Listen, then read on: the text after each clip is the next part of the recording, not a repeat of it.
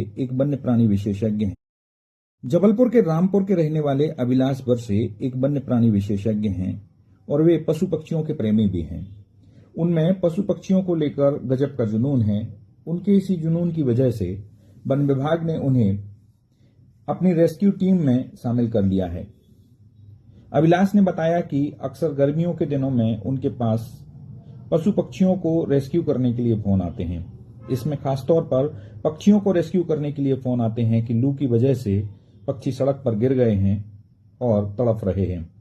अभिलाष ने पाया कि शहरों में लगातार बढ़ते कंक्रीट के जंगल में पक्षियों के रहने के आशियाने लगभग खत्म हो गए हैं। ऐसी स्थिति में पक्षी लू सहन नहीं कर पाते और वे गिर जाते हैं। अभिलाष ने इसी समस्या के निदान के लिए एक फीडर हट बनाया है। यह लकड़ी का एक डिब्बा है जिसे पेड़ पौधों पर टांगा जा रहा है।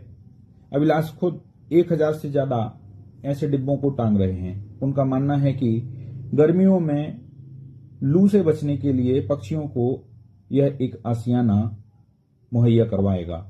उनकी कोशिश है कि इन सब में वे पानी और थोड़ा सा राशन भी रखें ताकि गर्मियों में पक्षी परेशान न हो।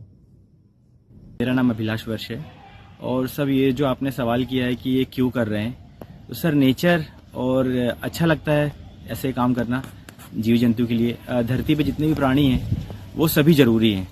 फूड चेन आपने सुना होगा, खाद्य श्रृंखला। अगर एक भी जीव का मांसाहारी अगर नहीं रहता है या शाकाहारी नहीं रहता है तो हमारा फूड चेन बिगड़ जाएगा। कहीं ना कहीं हम पंछियों के लिए तो कुछ कर ही सकते हैं। अगर बड़े पैमाने ना करें तो छोटे पैमाने में करके पंछियों के लिए हम कर सकते हैं और ये मतलब हमारे लिए बहुत आसान चीज है, मगर इसमें लोग ध्यान नहीं दे रहे हैं।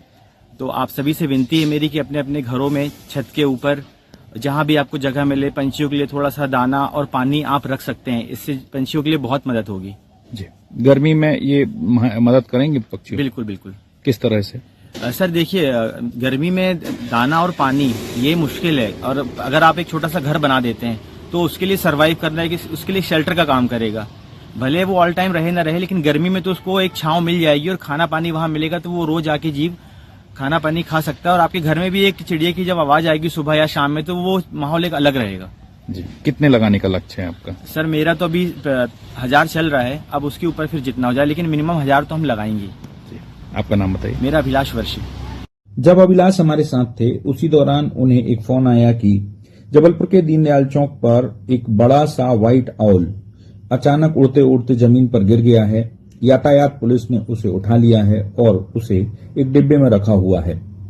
अभिलाष को वन विभाग की तरफ से कहा गया कि उस व्हाइट आउल को रेस्क्यू करें और उसकी जांच करवा के उसे दोबारा उसके प्राकृतिक वातावरण में छोड़ें।